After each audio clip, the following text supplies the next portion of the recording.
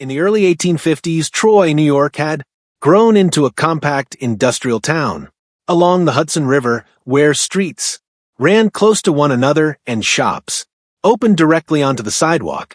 Daily activity concentrated around a small number of public interiors, grocery stores, barrooms, boarding houses, spaces where movement could be seen clearly from across the street.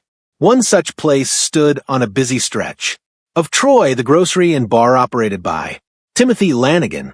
The room served several functions at once, with groceries stacked behind the counter and barrels of beer kept within reach. Customers entered throughout the day, some to purchase supplies, others to drink and remain, while music and conversation were common, especially among members of the local Irish community who gathered there regularly. Directly opposite the store stood a small house set close to the street. It was occupied by Henrietta Robinson, a woman in her 30s who had arrived in Troy a few years earlier under that name. She lived with a young servant and an elderly gardener, and purchases from Lanigan's store were often made by one of them rather than by Robinson herself. When Robinson appeared in public, she was usually observed with her face covered by a veil, the covering remaining in place both indoors and out. Neighbors noted that she crossed the street quickly and limited conversation. At times she was seen carrying a pistol, while at other times she was absent from view for days. On the morning of May 25, 1853, the grocery and bar operated by Timothy Lanigan opened as it had on previous days, with barrels set in place and bottles of brandy standing behind the counter. Henrietta Robinson entered the store during the morning hours, the veil remaining in place, and moved to the bar to order beer. On earlier occasions, she had been seen at the same counter drinking beer and brandy in the presence of other customers. Those earlier visits had not passed without incident. Arguments with other patrons had occurred, and on at least one occasion a pistol had been produced during a dispute, drawing attention inside the room and interrupting ordinary business. That morning followed a similar pattern. Robinson drank at the bar among other customers. Conversation at the counter broke down, voices rose, and attention turned toward the exchange. Mrs. Lanigan intervened from behind the counter, and Robinson was instructed to leave the premises. The instruction was not new, as on previous occasions she had been removed from the store for similar conduct. At approximately in the afternoon on May 25, 1853, the grocery and bar had moved into its midday routine with a meal underway at a table inside the room. Timothy Lanigan sat with members of his household, and Catherine Lube, visiting that day, occupied a place at the table. The counter was not in use, plates were set, and attention was focused on the meal rather than the bar. Henrietta Robinson crossed the street and entered the store for the second time that day, the veil remaining in place, and did not go to the counter or order a drink for herself. Instead, she stopped beside the table and addressed those who were eating. She referred directly to the raised voices and disturbance that had occurred earlier that morning, stating that she had returned to put the matter aside. The exchange was brief. No argument followed, and a chair was drawn out, allowing Robinson to sit at the table. Once seated, Robinson said that she wished to make amends for the earlier incident and offered to purchase beer for everyone present as a gesture of reconciliation. The offer directed to the table and tied explicitly to the morning dispute. Eating paused, and Lanigan stood and left the table to obtain the beer, while glasses were set out in preparation for the drink. Robinson then requested that sugar be added to the beer, stating that it would make the drink sweeter and easier to consume. The request was repeated while the glasses stood on the table and was treated as an unusual addition to the service. Sugar was brought and placed within reach, and as conversation continued at the table and attention shifted away from the glasses, the sugar was added to the beer. When Lanigan returned, Robinson did not lift her glass. The others drank what had been served. After a brief interval, Robinson pushed back her chair, stood, and left the room. The door closed behind her.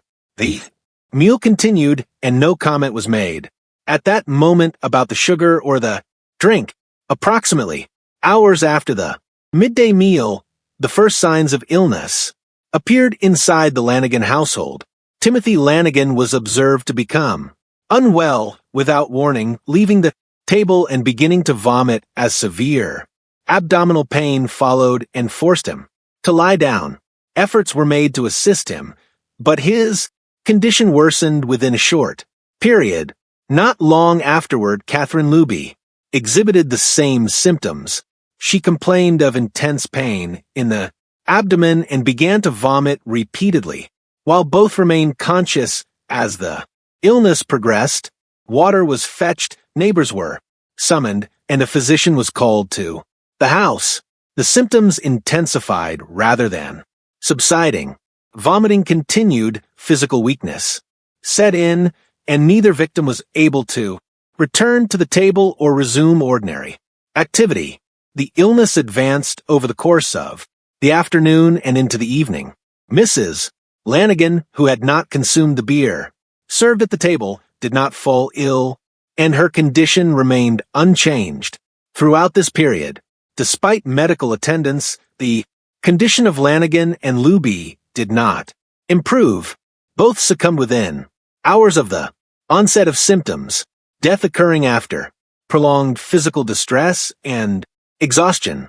Following the deaths, the attending physician reported the circumstances to local authorities, the timing of the illness, its severity, and the fact that 2 individuals had been affected in the same manner were recorded, and police arranged further examination of the cause of death. The bodies of Timothy Lanigan and Catherine Luby were examined under medical supervision. External inspection revealed no signs of injury, and attention was directed to internal causes consistent with sudden gastrointestinal collapse. Severe inflammation of the stomach and intestines was noted, inconsistent with natural illness. Based on these findings, poisoning was considered the likely cause of death. Arsenic was identified as consistent with the observed symptoms, and death by arsenic poisoning was formally recorded in both cases. Investigators established that Henrietta Robinson had purchased arsenic from a local druggist earlier that month. The substance had been sold without explanation and entered into shop records.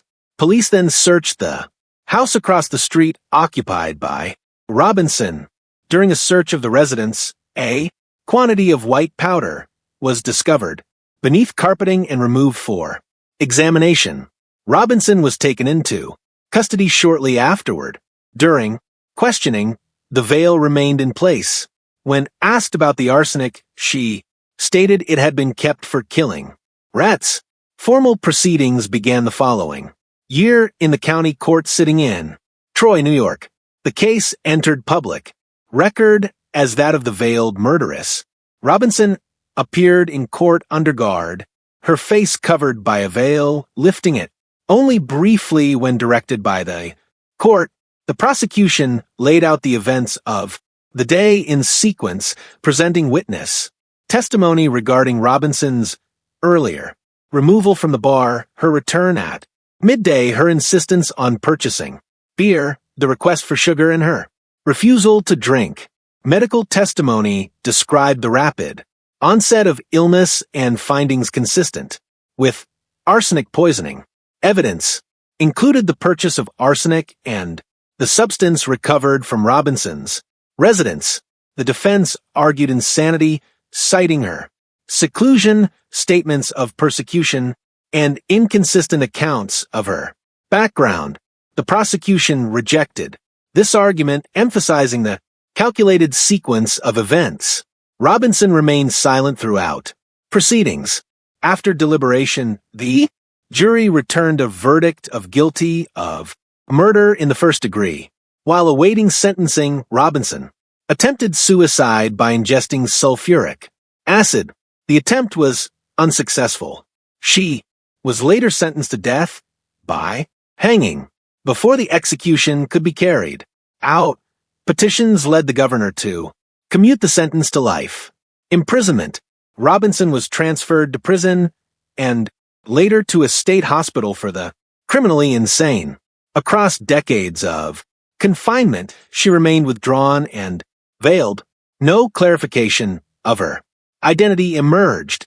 She died at the hospital in the early 20th century. Her age was listed inconsistently in records. Among her personal effects was a small locket containing a folded slip of paper bearing a short verse. No explanation accompanied it. No family came forward to claim her remains. Reports of her death briefly revisited the case, again noting the unanswered question of who she truly was.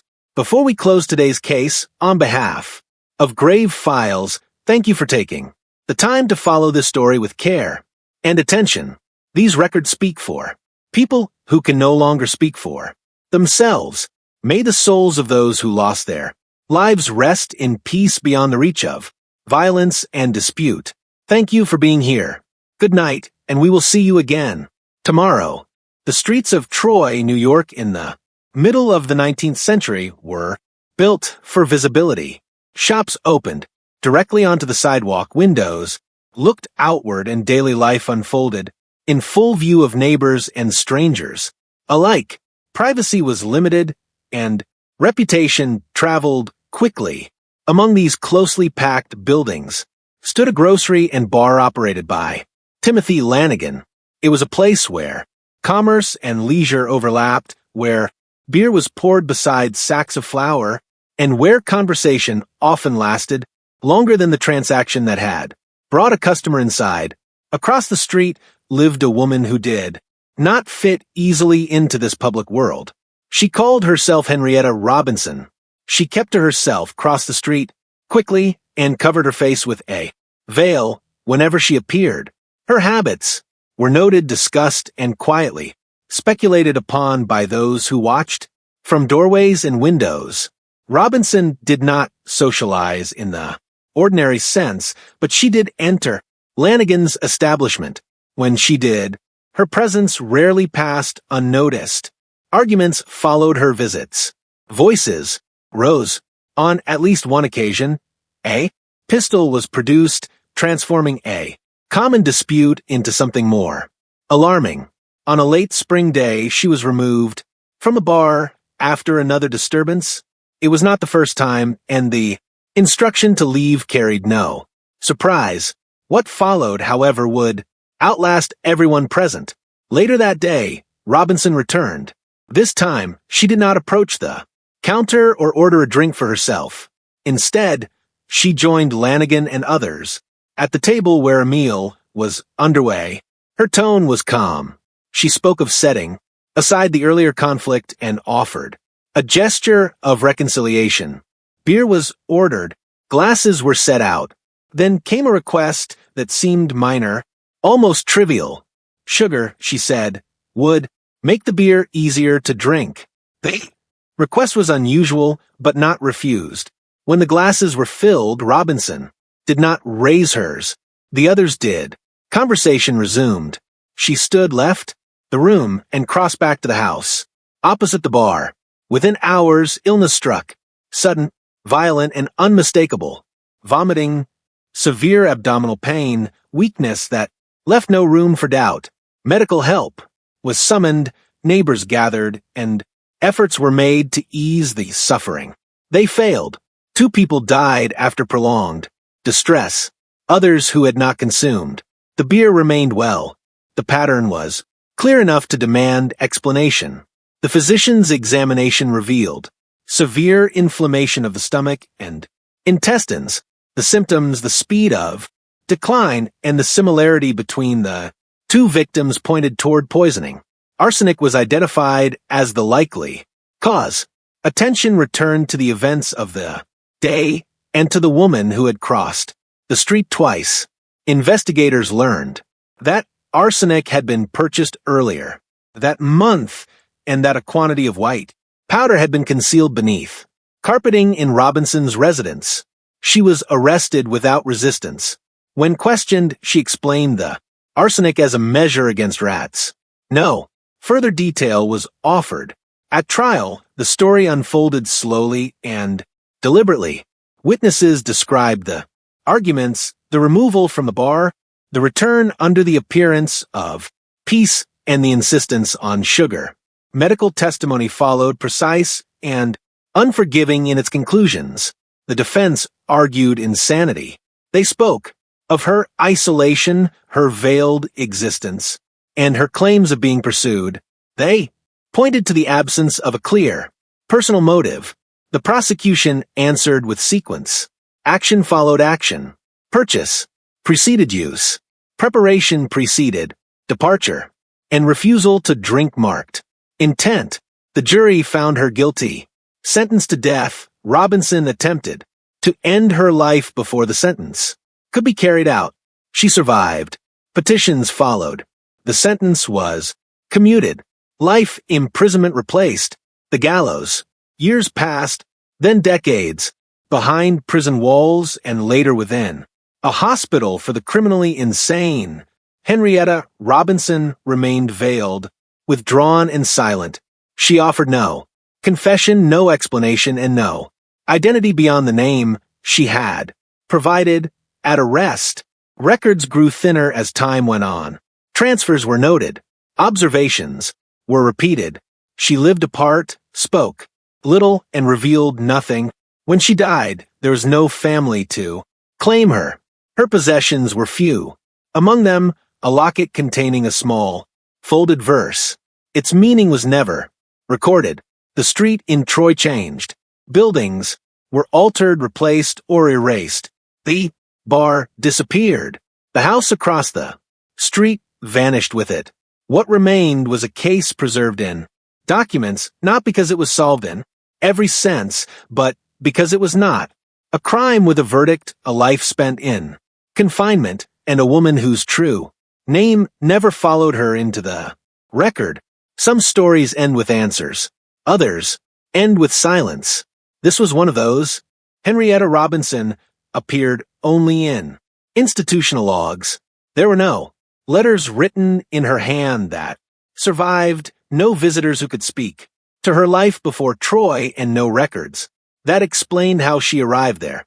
Under borrowed identity, doctors attempted evaluations, but their notes repeated the same phrases: uncommunicative, withdrawn, resistant to questioning, at times fearful, at times indifferent, no sustained effort to justify or deny the crime. She did not ask for mercy. She did not protest her confinement. She existed. Within it, the veil remained.